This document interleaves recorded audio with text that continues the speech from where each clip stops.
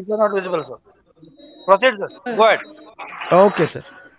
So today we'll be discussing on amino acid and inborn error of metabolism, which is very important topic with respect to your MCQ and answering, and many of the medical question also, medicine question also can be answered, and even for clinical practice also it is very important. So today's topic will be divided as a general basic amino acid metabolism, then special product. We'll go on to describe the special products, then we'll add a note on what is one carbon metabolism, how amino acids are involved in that, and what are the vitamins involved in that. Then we'll cover the inborn error of metabolism of amino acid, and then if time is there, this is basically a two-part class. So if time permits, we'll give an introduction of urea cycle and inborn error. Otherwise, we'll continue in the next class. So to start with the basic amino acid metabolism, first thing, this is very basic question which is usually asked. What is the normal level of plasma protein? So can anyone guess normal level of plasma protein? Or you Or already you know what is already know normal what level is of normal plasma level of protein? plasma protein? 6 to 8 grams per 100 ml. Anyone can give the answer? Hello? Okay, it is 6 to 8. It's a basic question. Why this question is included in this presentation is you cannot make mistake in the basic part of MCQs. Even though it is very basic, and from day to day we'll be prescribing these tests to the patients and we'll be analyzing the reports, you should not make mistake. If it is plasma albumin, the answer changes. If then each of the question has its own meaning. 9 to 11, well known, it is calcium level. Then 3 to 5, it is well albumin level. So then the answer would be B. This is a basic question. Basic question you should, everyone should answer, because if you don't answer basic question and answer and try to learn all those sci-fi questions, you tend to lose, because most of the 90% of the students will answer the basic question, and your so ranking is based on basic question plus the extra 5 to 10% which the must know or desirable to know part of the MCQs. Then again, one of the basic question: protein composed only of amino acid is a simple protein, a conjugated protein, a basic protein, neutral protein, and acidic protein. It's a very simple, straightforward answer. It is a simple protein. If protein has some lipids, that is glycolipids or glycoproteins, or it has some carbohydrates, glycosaminoproteins, they are called conjugated proteins. So only amino acid proteins are called simple protein. So next, this is a typical question. If if the amino acid and carboxylic acid group of an amino acid are attached to the same carbon atom, the amino acid is called as Yes. Alpha amino acid. which one? Alpha Alpha amino amino acid. acid. So Alpha amino why acid. this So question was introduced here is you should know the nomenclature of the amino acid, the carbon atoms were of the amino acid chain. Here you can see this is a basic amino acid which has its four different groups, which has its carboxylic group, and there is an amino group. Then there is an R group, that is side chain, which changes depending on different type of amino acid, and there is a hydrogen atom. So if both amino and carboxyl group are attached, that carbon atom is called alpha carbon, and the hydrogen is called alpha hydrogen. Then what is beta, gamma, delta, epsilon? They are subsequent carbon atom. Here you can see the nomenclature, the numbering starts with carboxyl group. So one number is given to COH group. Then it subsequently goes on. So those carbon atom attached to the R group, R chain, will be given beta, gamma, delta, and epsilon. Clear? If such kind of question they ask, you should be able to answer this, because some one question is there with related to glutathione. It is gamma. What is glutathione composed of? Gamma carboxyl. gamma.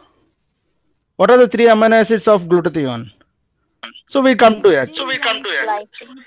Glycine. Yeah, cysteine, glycine, and glutamate. So in glutamate, the gamma carbon is attached to the cysteine and glycine. So if they might give a question like what is glutathione mentioned of or composed of, then they will give all the three amino acid, but they will change the carbon atom. Alpha glutamyl cysteine glycine, then gamma glutamyl cysteine glycine. So this nomenclature is for that purpose. So you just remember the carbon atom which is attached with amino and carboxylic is alpha. Then subsequent carbon atoms are labeled beta, gamma, delta, and epsilon. The numbering start with carboxylic group. Then what is this? All alpha amino acid have one asymmetric carbon atom except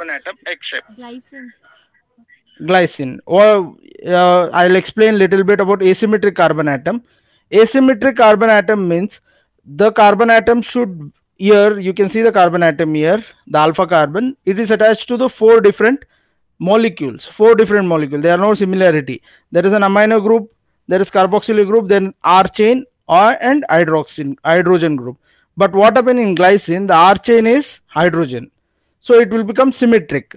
So most of the amino acid, all the amino acid are asymmetric because they have different R group, except glycine which has only hydrogen atom. So it is called simplest amino acid and also smallest amino acid, and its characteristic is like if there is an alpha helix, it can fit into that bend. So everywhere wherever there is an alpha helix, glycine will be more. So that is a characteristic of small amino acid, that is glycine. Okay, clear. So this is what alpha amino acid or asymmetric carbon atom means. If some question is framed on asymmetric carbon atom, you should be able to answer. Okay, what is the R chain present for histidine? So you should know the R chain, side chain for the each individual amino acid. I'll explain little bit wherever it is necessary. You don't have to read entire biochemistry or you know entire structure and everything of this. Whatever relevant for MCQ or clinically relevant things, you should be thorough with those things. So I'll brush up all those clinical important things on MCQ based in MCQ point of view, so that you will be able to answer those questions. Here you can see the glycine which has similar molecules in their R chain as well as in hydrogen atom. So that is why it is called symmetric, or it is not a symmetric carbon atom. Okay, what is this?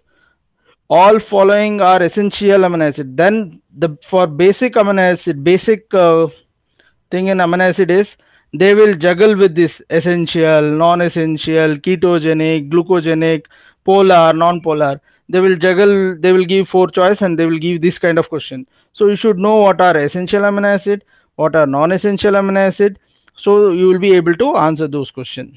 So among this, what do you think it is not essential?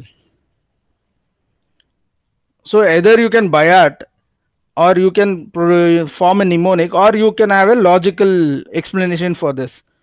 Here you can see leucine, isoleucine, threonine. There is no logical explanation for this. Tyrosine, you know that it is from phenylalanine. You know tyrosine, phenylalanine, phenylketonuria. You know that phenylketonuria pathway because it is inborn error, and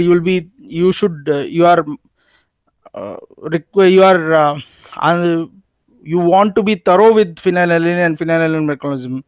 You are requested or to learn more about phenylalanine, because I have seen with the question paper the phenylalanine alkaptonuria invariably they ask very frequently, and you should be thorough with that phenylalanine pathway. So phenylalanine is one amino acid. It is converted into tyrosine. If there is a block in phenylalanine to tyrosine conversion, it causes phenylketonuria. That is simple, straightforward thing.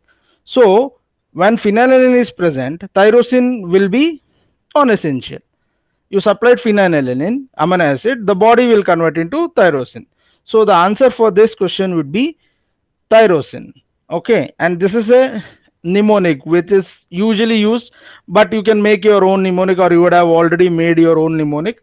But best way to remember is group the amino acid here.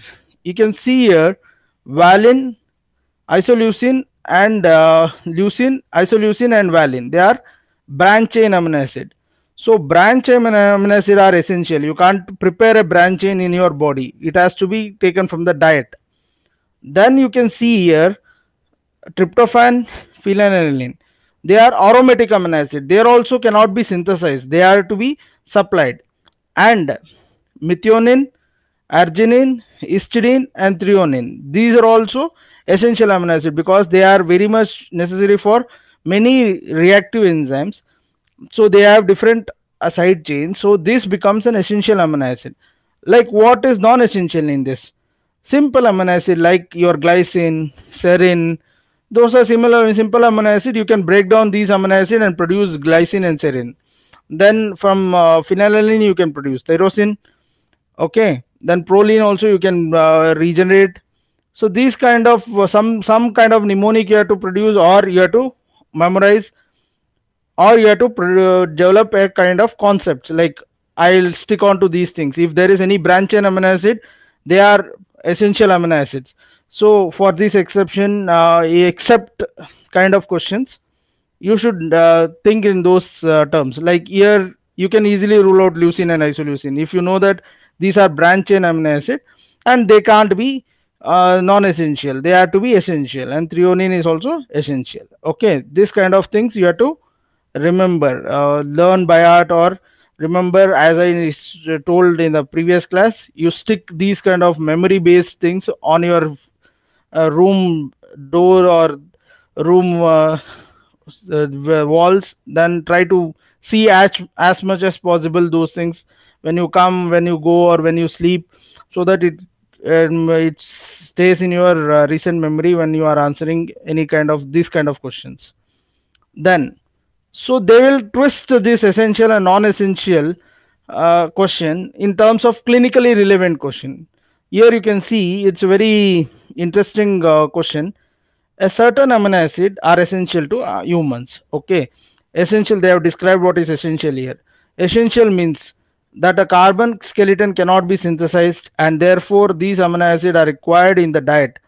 Which essential amino acid deficiency symptoms are seen in people consuming excessive jowar? So those, there are people in Madhya Pradesh and Deccan Plateau, their main staple food is jowar. Those kind of people have a deficiency of essential amino acid. So they are asking which amino acid deficiency is seen in people consuming jowar. So tryptophan. Tryptophan. Tryptophan. Is it tryptophan? Everyone agrees with tryptophan? Phenylalanine. Okay, phenylalanine. So other two choices are left. So they can tell glycine, obviously you can't, it can't be. Tyrosine, it is not essential. You can rule out tyrosine and glycine easily, right? Glycine simple amino acid, so it can't be deficiency when you consume some kind of jowar or something like. Tyrosine itself is a non-essential. They are asking essential amino acid. So tryptophan and phenylalanine are the choice, and you have to rule out which amino acid will lead to which kind of deficiency. In this question they might ask what is the deficiency it causes. Okay, so the answer here is tryptophan. So the reason for that is not tryptophan is absent in jowar, but the presence of leucine, excess leucine in the jowar, which inhibit tryptophan metabolism. Clear? So they might twist a question in this one, the reason for deficiency of tryptophan in jowar eating population. They might give this one. Okay, so here the jowar millet which is not deficient in tryptophan amino acid, it is sufficient in tryptophan amino acid, but it has excess of leucine which inhibits tryptophan metabolism. Basically it causes tryptophan oxidation and it becomes not usable for your metabolic pathway. So what deficiency it causes? Next question is what deficiency it might cause. So tryptophan deficiency. Tryptophan is essential for your niacin production. Okay, Whenever there is tryptophan deficiency, you have niacin deficiency. Whenever there is niacin deficiency, you get pellagra. Pellagra. So you just this you have to remember: tryptophan, niacin deficiency, pellagra. Tryptophan, niacin, and pellagra. Then only you will be able to relate. Or they might ask a another twisted question. They will give symptoms of pellagra and ask what deficiency is of amino acid is observed in this Joa eating population. So they won't give any other things, essential, non-essential. They won't give that kind of information. They will straight away ask symptoms of pellagra and ask what amino acid deficiency, or they can ask like niacin deficiency causes which of the diseases. They might ask polio, pellagra, or something else, Hartnup disease or phenylketonuria. So you should be able to know tryptophan, niacin deficiency, pellagra. Remember tryptophan, niacin, pellagra. So you can answer most of the questions if they twist the question and ask, if you have a core knowledge of those diseases. So pellagra, what are the symptoms of pellagra then?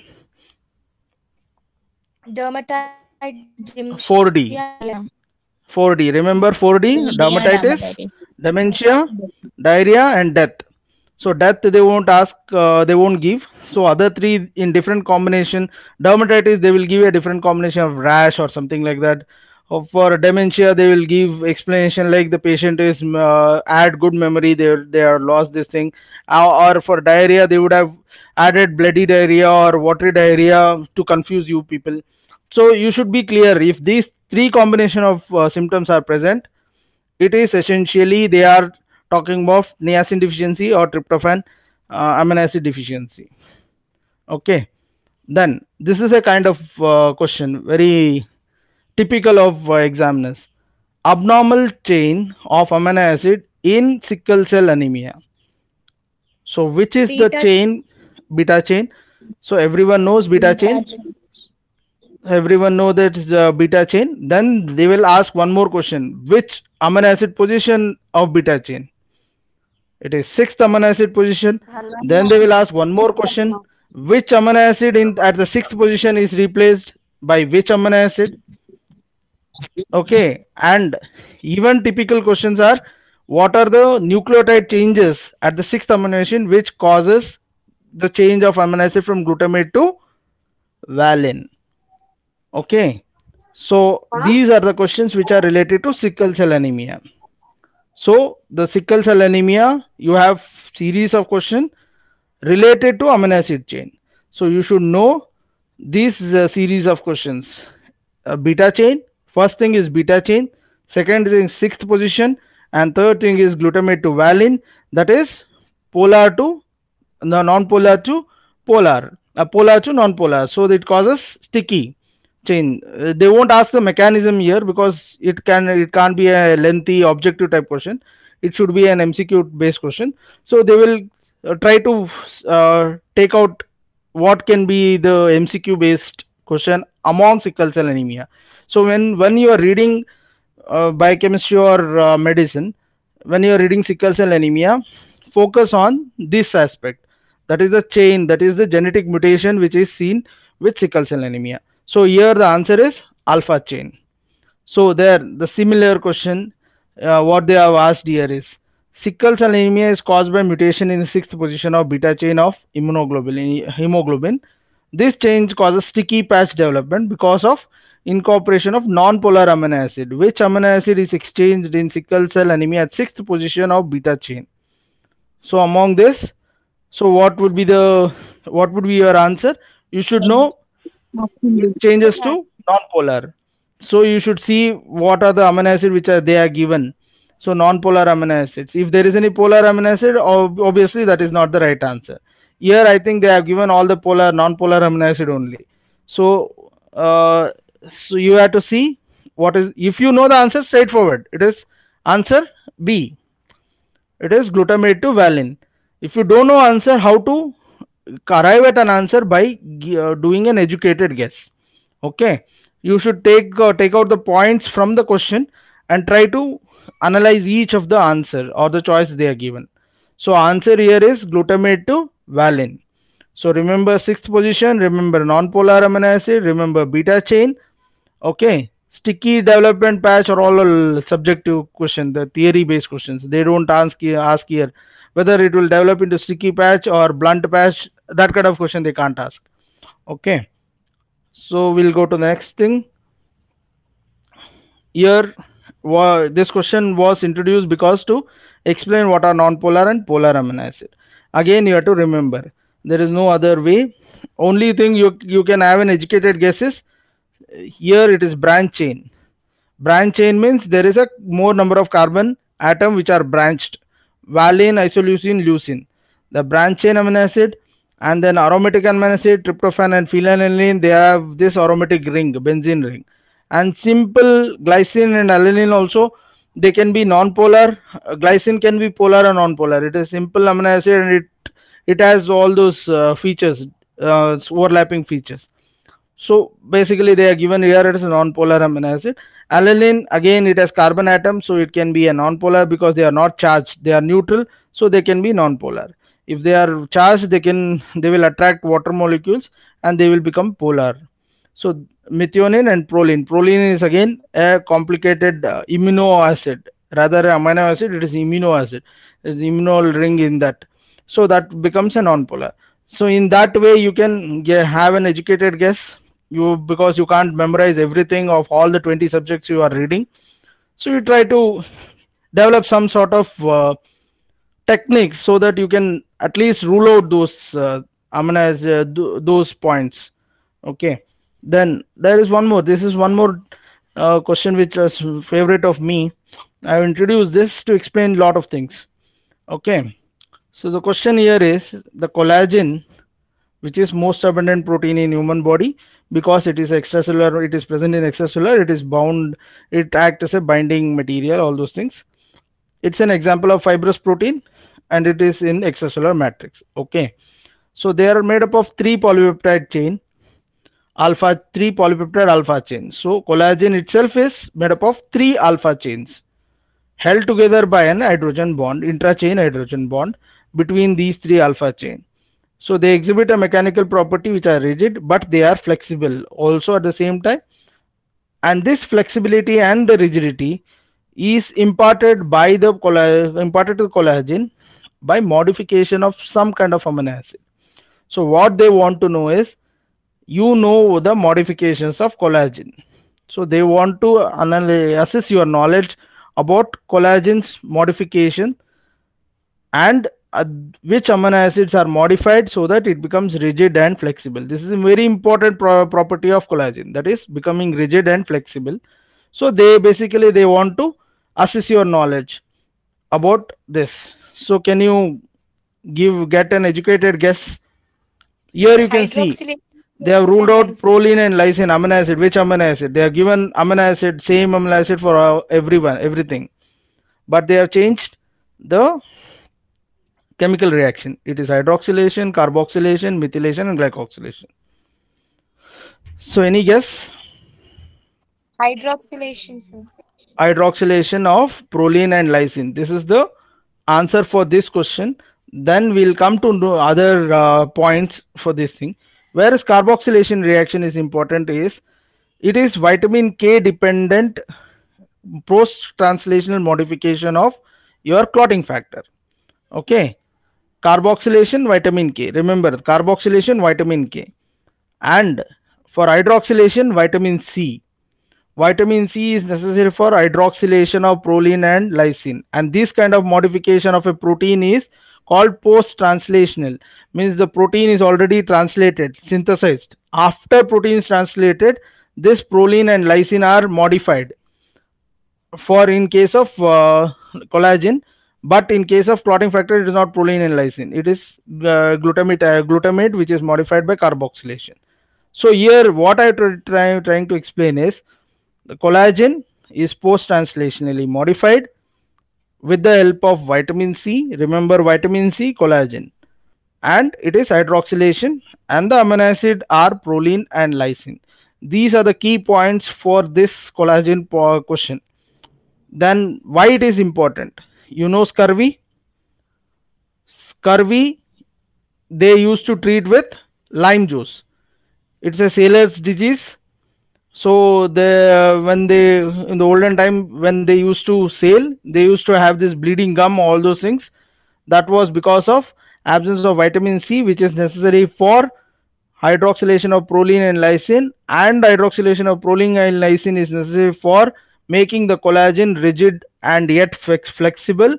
If the collagen synthesis is hampered, your blood vessels which are there in the gums, which need support by your extracellular matrix, is weakened and it will be loose.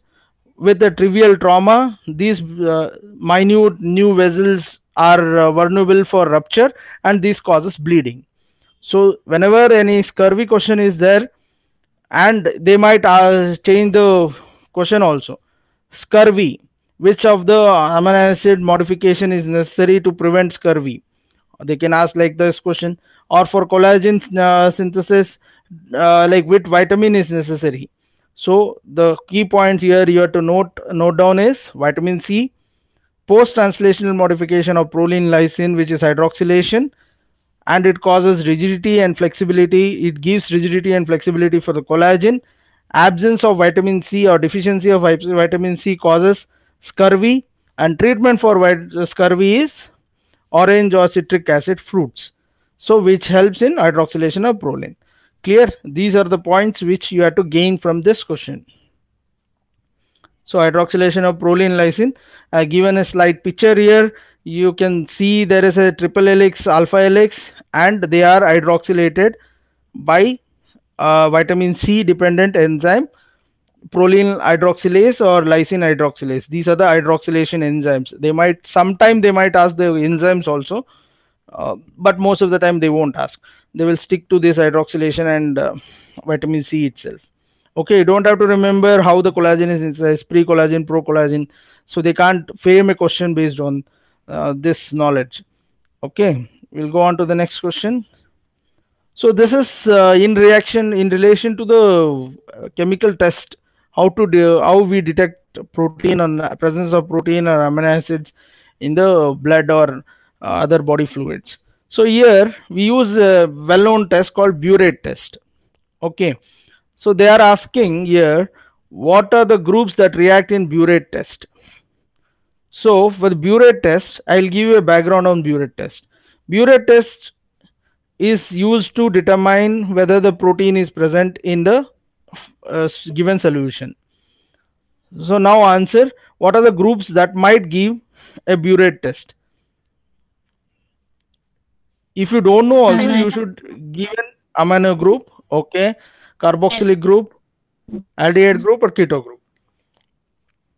I gave you a background of Burette test will give positive once there is presence of protein. If you choose amino group can be present without protein. Carboxylic group can be present without protein.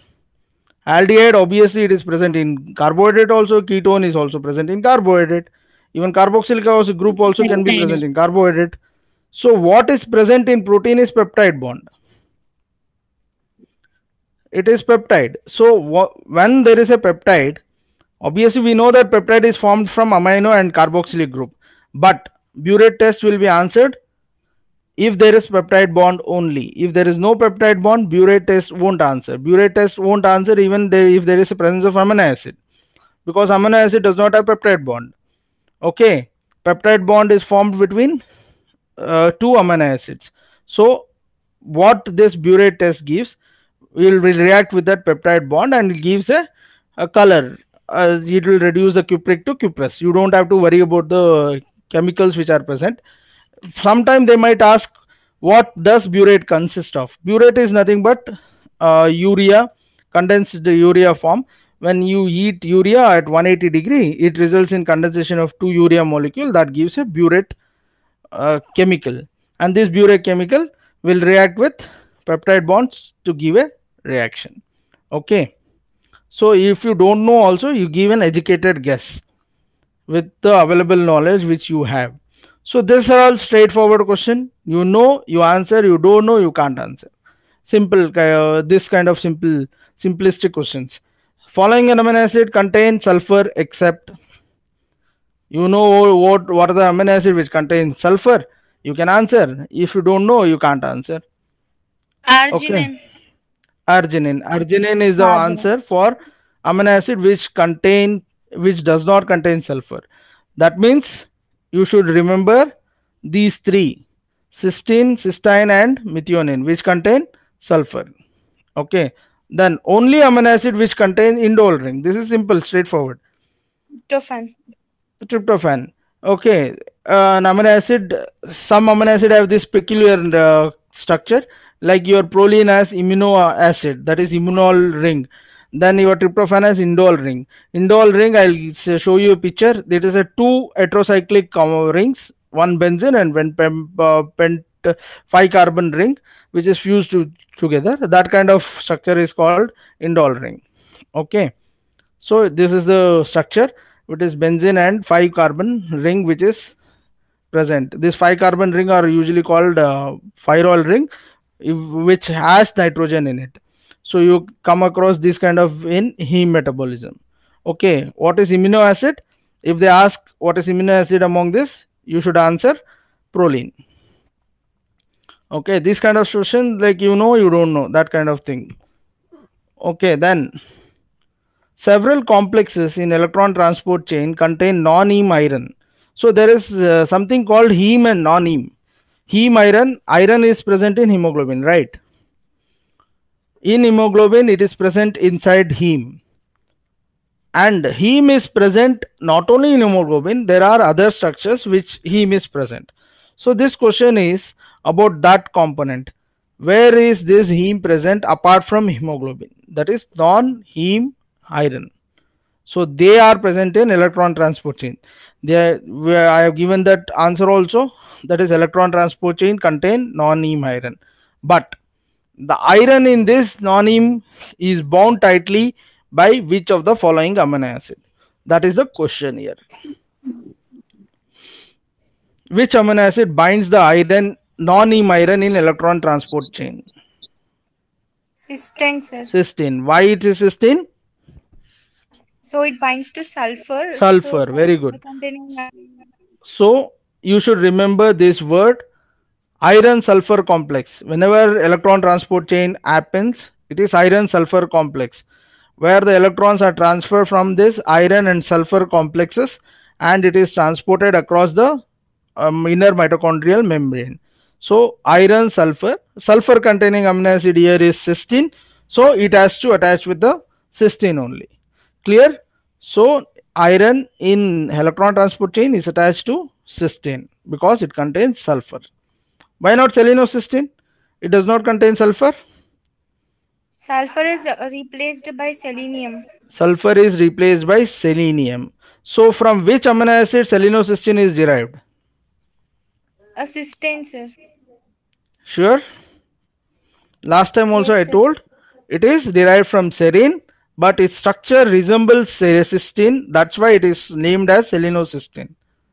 From serine from serine amino acid, if you replace selenium and it becomes a cysteine like structure, that's why it is selenocysteine. It is not derived from cysteine, it is derived from serine. So these kind of topics they will pick it up because they know the people get confused. Okay, and we are here to clear that confusion where you can get trapped. So we'll try to give all those points where you can get trapped. We can't teach everything, whole biochemistry or whole amino acid in 1 hour class, but we'll try to get those points and those topics where you can easily get trapped and confused. And concept based, obviously concept based questions we'll try to answer. This is a straightforward medicine question. Physiological proteinuria is seen in all these conditions except. Read the top choices carefully. Don't get carried away and answer it. So you should know what is physiological proteinuria first. Yeah, then you will be able to answer the answers. Everyone are aware of what is physiological proteinuria? Proteinuria which is not pathological but some amount of protein is excreted in urine in certain condition. So proteinuria, presence of proteinuria suggests there is some kind of renal damage. But in some condition, in spite of having normal renal function or renal parameter, there is proteinuria. Those proteinurias are clubbed under physiological proteinuria, and they are present, they are transient, and they are present in some conditions only. And here what they are asking is, what are those physiological conditions which leads to proteinuria? Pregnancy, obviously there is pressure, so there is physiological proteinuria. After a strenuous exercise, it causes physiological proteinuria. What about the other two? High protein diet and person supine. Can you get an educated guess which could be the exception? Option D. Option D, sir. Option D or option C?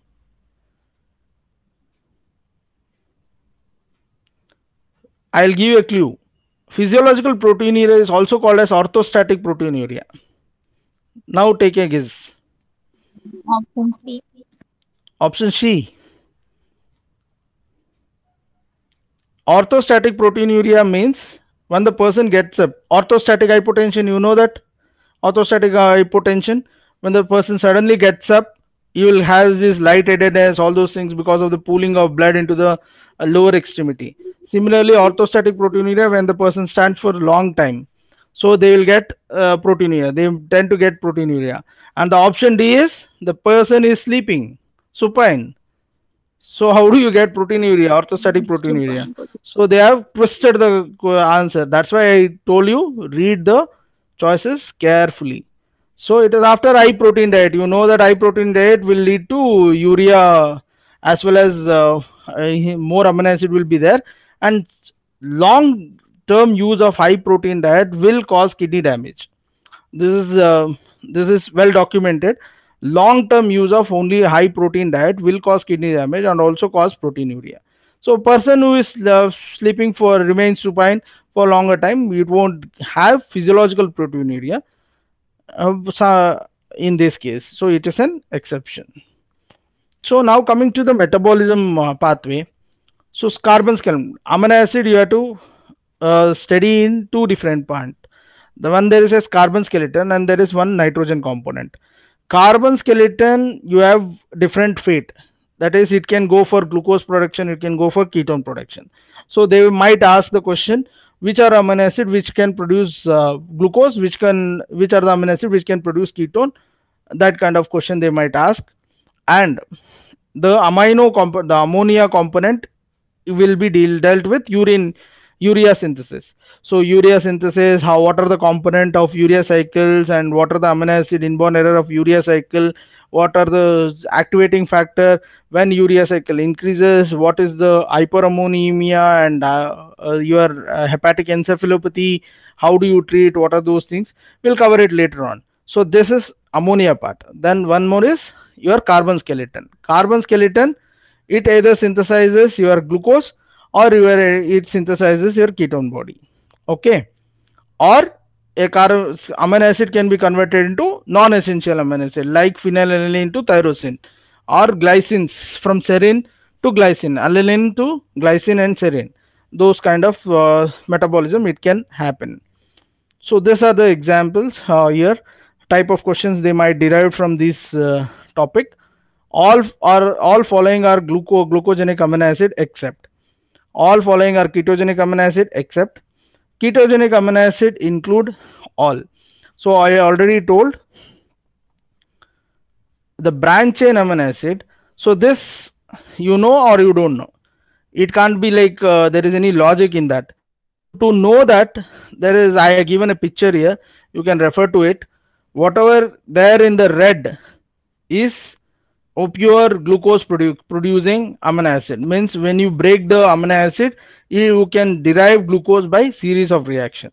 Okay, so to understand that, this amino acid which can contribute to the component of your citric acid cycle, like fumarate, succinyl CoA, oxaloacetate, which of the component, any of the component, if it contributes, you can reverse the cycle and produce glucose.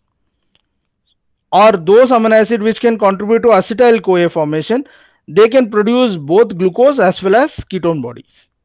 And those components which can produce only pyruvate can produce oxaloacetate, and it can produce glucose. Here what you have to remember is these two, lysine and leucine.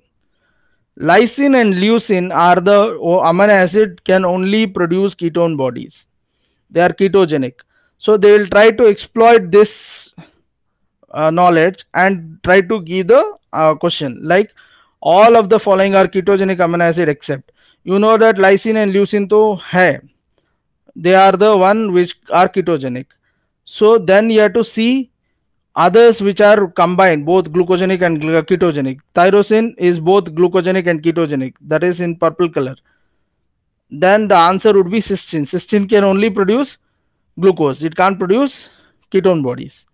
So cysteine will be your exception. Here you can see the ketogenic amino acid include lysine and leucine is also already there. Then arginine is the one, it can produce ketone body. So there I don't have any methods or easy way to tell you people like you remember this, you remember branch chain amino acid. They usually branch chain amino acid produce both ketones and usually branch chain amino acid are ketogenic like leucine and isoleucine, leucine, lysine and isoleucine. Isoleucine has little tendency to produce both glucose and ketone body. So you just have to remember this. There is no other alternate way. Now coming to special product, this is again very important among the questions where the examiners tend to mix and match the components and give glycine producers involved in production of these special product, or this special product is produced from which of the amino acid. So you just I have given a beautiful picturization of all the special products like this. You can stick in your notes and go through it. Just I'll give you a few points. See, all the amino acid, 20 amino acid are necessary for protein synthesis. So protein synthesis out, you don't have to remember. Then purine synthesis, glycine is required, and glycine is required for these amino acid. If you remember, it's fine. Glutathione, I think you all know, all of you know that glycine is necessary for glutathione production. Then heme synthesis, glycine is necessary. Creatine and creatinine synthesis, glycine is necessary. Then your glycocolate, taurocolate, glycocolate, that is for the conjugation process. Glycine is necessary for the glycocolate, that glycine glyco component come from the glycine, and it is necessary for oxalate also. And this is simple amino acid can produce serine, and this is again it can produce glucose. I told you glucogenic, ketogenic, so they will be there. And ammonia, obviously all amino acid ammonium component will produce ammonia. Then there is something called one carbon pool. We'll touch upon the one carbon pool later on. One carbon metabolism. For that metabolism you require one carbon. That one carbon is can be contributed from glycine also via formate or formyl tetrahydrofolate. So remember, in glycine the component you have to remember is glutathione, conjugation, heme, creatinine and purine. These components, they invariably tend to ask by framing a question based on those, like this question which is here. Glycine is also metabolized by cleavage reaction that convert it into carbon monoxide, ammonia and N5N10 methylene tetrahydrofolate. Okay, and this methylene tetrahydrofolate will carry the carbon, and it helps in one carbon metabolism. By coupling the product of this reaction with another enzymatic reaction, two equivalent of glycine can be converted to one equivalent of CO2 and one equivalent of, so they are given amino acids. So which amino acid can be produced from glycine? The other points they are given is of no value. Simple straightforward question they are asked. They are given glycine metabolism and they are given amino acid. You should know which amino acid can be produced from glycine. So from the previous picture, it is serine. So serine can be produced from glycine. So with this picture, if you are thorough with these pictures, you can answer any number of questions which is based on those special product. Whatever material they'll dump here, they have given so much questions here, like carbon monoxide is produced and this is produced, but it's no relevant. Answer question is glycine metabolism, what it produces. It produces serine. Then again, phenylalanine is essential amino acid, tyrosine is non-essential amino acid. So phenylalanine can produce tyrosine, and tyrosine can produce different components. Here you can see dopamine. Dopamine is very much necessary. It's necessary for your brain function, and dopamine imbalance can cause Parkinsonism. So they can give this picture also, Parkinsonism features, and they might ask which is deficiency or which amino acid is deficient in this thing. And melanin, they can ask albinism based question, and they can ask the which amino acid is deficient, or even they can phenylalanine. Phenylketonuria also causes melanin deficiency, because tyrosine will become essential then. If tyrosine is not supplied, then the melanin will be less, and there will be albinism also. And they will ask epinephrine, or they might ask this thing, or they will give all are derivative of tyrosine except. So they will give melanin, dopamine, epinephrine, and something else. They will give homocysteine. So in that kind, you should know which are the component which are derived from tyrosine and which are the component which are not derived from tyrosine. So again, tryptophan I already told, tryptophan, niacin, pellagra. Remember, tryptophan, niacin, pellagra, and now one more, serotonin. Tryptophan, serotonin, and serotonin carcinoid syndrome.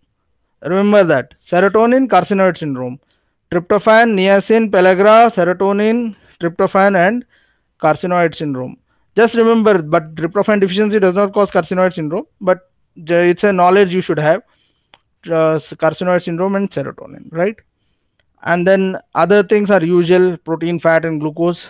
Okay, then you just remember 5-HAA. So here you can use this to diagnose tryptophan deficiency. Okay, 5-hydroxyindole acetic acid. Then methionine you have to remember with respect to one carbon chain, with respect to homocysteine, with respect to vitamin B12, with respect to folate trap. Clear? Methionine has 4 this component. You have to remember one carbon chain, you have to remember folate trap, vitamin B12, and homocysteine. So methionine pathway runs there, and methionine is necessary for transmethylation reaction, and it is a component of cystathionine. Okay, from methionine you can derive cysteine. Then cysteine will become non-essential. Methionine is essential, which gives rise to cysteine. Okay, and cysteine will give you glutathione and your taurine, and it's also a component, important component of CoA. CoA is present everywhere. Acetyl CoA, the propenyl CoA, succinyl CoA. CoA is very much necessary. For coenzyme A, cysteine is necessary. Then it is an active sulfate. I already told it is in presence of heme, non-heme iron sulfur component. So cysteine will be help in iron sulfur component or electron transport chain. Okay, then glutathione, taurine. So remember that with methionine there are few key points. For cysteine there are few key points. So I made it simple for you. Just remember this pictures. It will be helpful for you. Then glutamate, you know, it is a brain component, and it is neurotransmitter there, and it helps in production of GABA. GABA is also in what is inhibitory or excitatory neurotransmitter. GABA is inhibitory or excitatory? Inhibitory. Inhibitory neurotransmitter. What about glutamate? Is a neurotransmitter or not neurotransmitter? Read about that. So it's a neurotransmitter. So remember that it helps in production of glutamate also, and glutathione. 3 enzymes, 3 amino acid, glycine, your cysteine, and your glutamate, which helps in production of glutathione. Where is glutathione necessary? It is necessary for supraoxide dismutase or your oxidative stress, and to maintain the membrane of your RBCs, and if to have healthy RBC membrane so that there will be no intravascular hemolysis. So they might frame a question with intravascular hemolysis as a picture and might give these choices: glutamate or glutathione or supraoxide dismutase absence, or any anyway mutations which prevents glutathione function. So this kind of question they might ask for intravascular hemolysis. So you should have that associative learning. So taking one knowledge, putting it into the other situation and try to analyze. This kind of deductive knowledge you should learn, or learning capability you should learn. For that will help in your future also, as well as for cracking the exams also. And the protein, ammonia and glucose is usual, and glutamate can be obtained from histidine also, proline, arginine. So it can be produced. N-acetyl glutamate. N-acetyl glutamate, I'll talk about N-acetyl glutamate when I talk about urea cycle. Just have this in mind. NAG, N-acetyl glutamate. NAG is very important for that. And I was telling about vitamin K, clotting factor. Here you can see gamma carboxy glutamate. So for clotting factor, you require gamma carboxy glutamate, which is produced from post-translational modification of glutamate with the help of vitamin K. And it does not do much. It just add carbon dioxide to glutamate. And carbon dioxide is negative charge or positive charge? Carboxy hemoglobin or carboxy or carbamide, it's a negative charge. Okay, it imparts negative charge. Why it imparts negative charge? Because for clotting, which is necessary, what is clotting factor 2? Clotting factor 4? Calcium and prothrombin. Yeah, Is calcium 2. 2 is your prothrombin, 4 is 4 is calcium.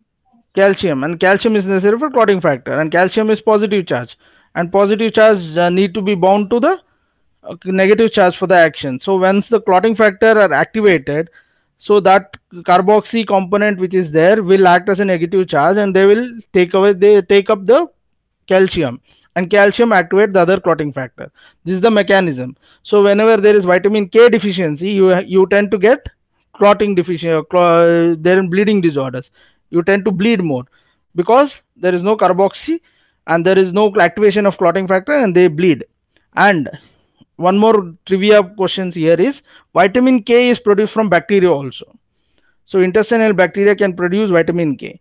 When you give broad spectrum antibacterial, then those conditions the bacteria are washed away, and that kind of situation might also lead to this bleeding disorder. So this is one of the clinically important thing you should know. Clotting broad spectrum antibiotic can wash away the bacteria, and the vitamin K deficiency might be led when the patient is having repeated and long time use of the antibacterial agents. Okay, that is carboxyglutamate. Then there is a component here, glutamate and glutamine. So glutamine is very important component for the brain. So what is difference between glutamate and glutamine is nothing but extra ammonia is added in glutamine. So in brain can't take hyperammonia. So the ammonia is toxic to the brain nervous tissue. So brain has designed this kind of thing. Whenever there is an excess ammonia, it combines in glutamate and to form glutamine, and glutamine acts as a sponge, observing those ammonia, and it will transport to the liver and kidney, and in liver it helps in urea synthesis via giving out ammonia. And this thing in kidney you can directly have ammonia itself, and in kidney the ammonia has different function. There pH balance, when you learn in physiology the pH balance, the ammonia component comes there. And in the body there is only one enzymes which can liberate free ammonia, that is glutamine synthase. So it can break the glutamine to release free ammonia. Otherwise in urea cycle it is not released as free ammonia. Whenever it is released, it is combined and it forms urea. So there is no free ammonia released in urea cycle. Only in kidney or wherever glutamine synthase is present, it can liberate free ammonia. Okay, just remember that point for glutamine. And Also, glutamine is necessary for your purine metabolism. When we read about nucleotide, I'll explain that purine, glycine and glutamine and aspartate are the amino acid which are necessary for purine ring synthesis. Okay, with glutamate, you remember glutathione, NAG, GABA, and gamma carboxy glutamate. These are the special products produced from glutamate. Glutathione, already told, glutathione is made up of gamma glutamyl cystenyl glycine. So three amino acid, glutamate, glycine, cysteine, and glycine. So the carbon atom which where that is bound is gamma. So remember gamma glutamyl cystenyl glycine, and glutathione is necessary for your reactive oxygen species, quenching the reactive oxygen species. When we read about oxidative stress and other things, we'll come to know about glutathione in detail. But here it's a tripeptide made up of glutamate, glycine, cysteine. Remember this for amino acid. And ALA and heme, alpha amino levulinic acid. I told you glycine is necessary for heme synthesis, and this is how it is. It is heme. It is producing heme. Delta amino levulinic acid is the first component of heme synthesis, and it will produce this by using glycine and succinyl CoA. And we require B6 also, and by this production, and delta amino levulinic acid will go on to produce the entire 4 pyrrole ring of heme, and then iron will be attached to the center of the heme, and that's how the hemoglobin synthesis and other components happen. So glycine, one is glutathione, the other is heme, then conjugation. Then try to answer this question. 58-year-old man with history of uncontrolled hypertension is brought to emergency with severe headache. His blood pressure is elevated to 200 by 144 milligram per mercury mm per mercury. Which of the following product derived from amino acid are used to bring down the high blood pressure immediately? What is the first thing we give in MI patient? Nitrate. We'll give nitrates, right? So nitric oxide can be derived from any amino acid. Nitric oxide. Nitrogen, sir. Instead of nitric oxide, any amino acid can be given. Yes, sir. So that, like, the answer is nitric oxide. Nitric oxide, no doubt. Because to bring down blood pressure, you can't give a inhibitory neurotransmitter. And histamine, you know that it causes anaphylactic reaction, right? And serotonin is a happy hormone, neural chemicals in your brain. So nowhere related with blood pressure. The blood pressure related is nitric oxide. And the amino acid which is from which nitric oxide is produced is arginine. Nitric oxide. Okay, arginine produces nitric oxide in endothelial vessel normally. So clinically we can use nitrates, nitroglycerins. So for that, to bring down the blood pressure, it is a vaso relaxation. It causes vaso relaxation, and you relieve the blood pressure. And these are the kind of question they will ask with the special product. Histidine is converted to histamine through the following process. Which is the process by which histidine is converted to histamine?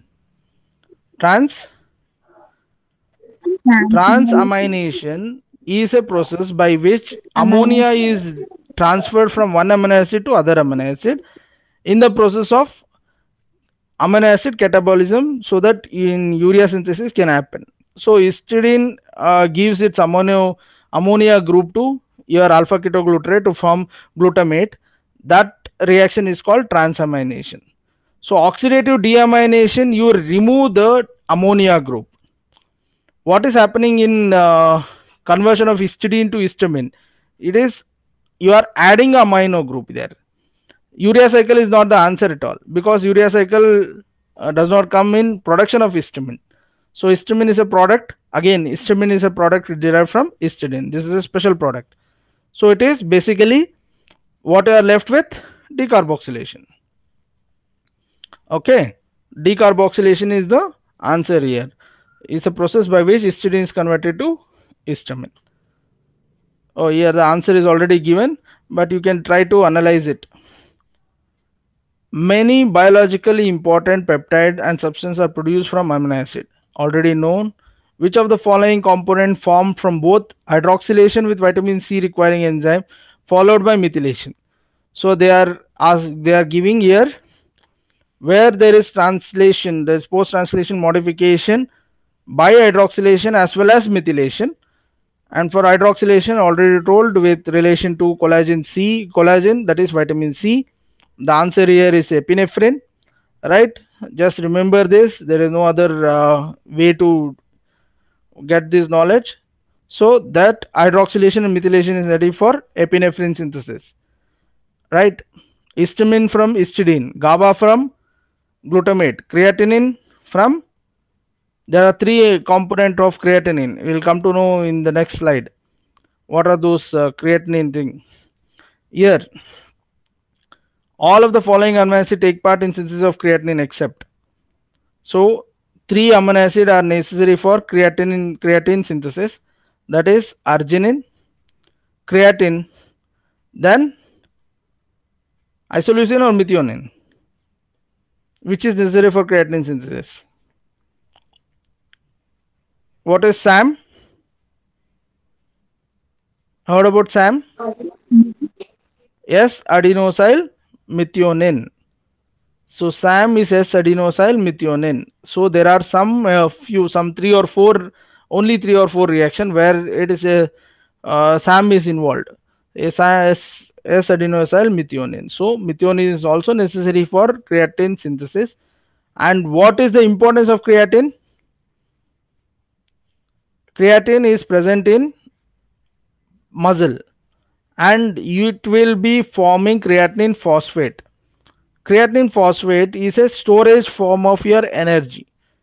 Your energy currency is adenosyl triphosphate, ATP. For in muscle, the phosphate group is attached to creatine, which will give a storage form of energy. Whenever there is requirement for you to run away, or you have to requirement for to fight, whenever there is any attack on you by dogs or something, you either run away or you fight. So that kind of thing, if your muscle require immediate energy to be present for the muscle to act. It can't go like okay, I have to run now, so I will take glucose, produce ATP, then I will supply it to the muscle and then run. So there is a storage form of energy which is in the form of creatine phosphate. In muscle, creatine phosphate is there. Phosphate will be broken down and the energy will be released and the muscle will function, and you will either fight or you will flight from that scene. Okay, so creatinine has role in that. Once the creatinine function is done, creatinine is produced. So creatinine will be used for assessing kidney function. You know that urea creatinine, you have invariably written requisition for BUS, blood urea creatinine. Creatinine is produced from muscle, but it is used for assessing your kidney function. Why? Because from the muscle mass, the creatinine is produced in a constant rate, around 2%. So it is present already in the body and it's a waste product. Once its function is over, it has to be excreted, and it is excreted through kidney.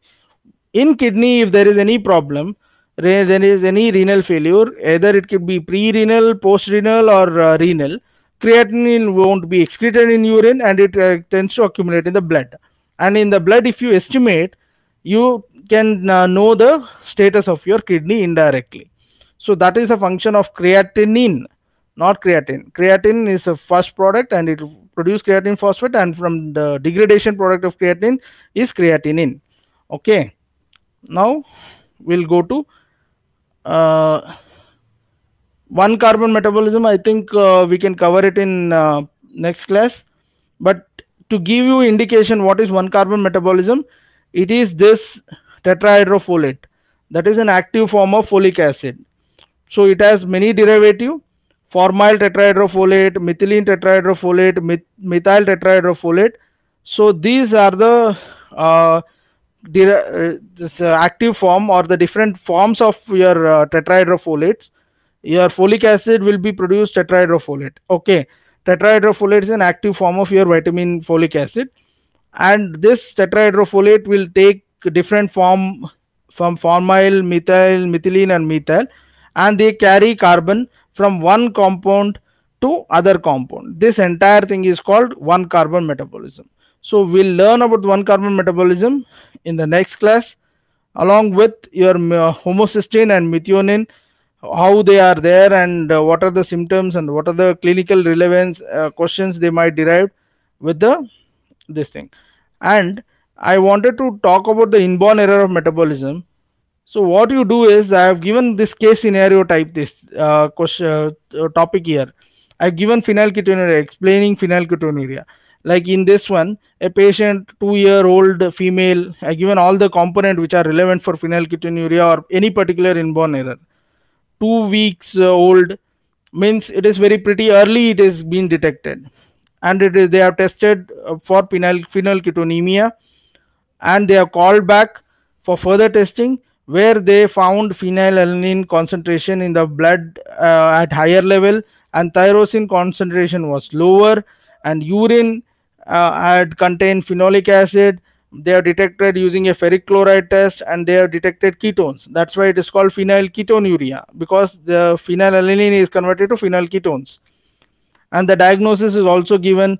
Classical phenylketonuria was made, and the patient is admitted, maintained at the low phenylalanine. So I have given points related to phenylketonuria. So they might frame question, what is the treatment methodology for these things, all except. So maintaining lower ketone phenylalanine, how do you diagnose, what are the diagnostic criteria used, what are the features of phenylketonuria, all except they can ask. The probable question I also have given, that enzymatic reaction, there what is the physiological consequence, what are the problem phenylketonuria is present, what are the symptoms it is present, what is the genetic variant you observe in phenylketonuria. These things I leave to you to study. Once we go through those questions, you will be able to answer very easily. Okay, I have given what you need to focus, given the case scenario, given the most peculiar feature of this, and given the questions you should learn regarding phenylketonuria. So you, it will be easy for while we discuss inborn error. I have given most for all Hartnup disease, cysteinurias, everything. So I will be sharing the PowerPoint with the Medi PGs group. So they will give you, but don't try to see the answers. Try to answer the questions regarding those clinical case scenario which I have given. Right. So by this we'll come to today's class, end of today's class. So we'll be learning in next class the one carbon chain, urea cycle, as well as your inborn error. That completes your amino acid and some miscellaneous also. Clear? Thank you, sir. Okay, thank you. Thank you, sir.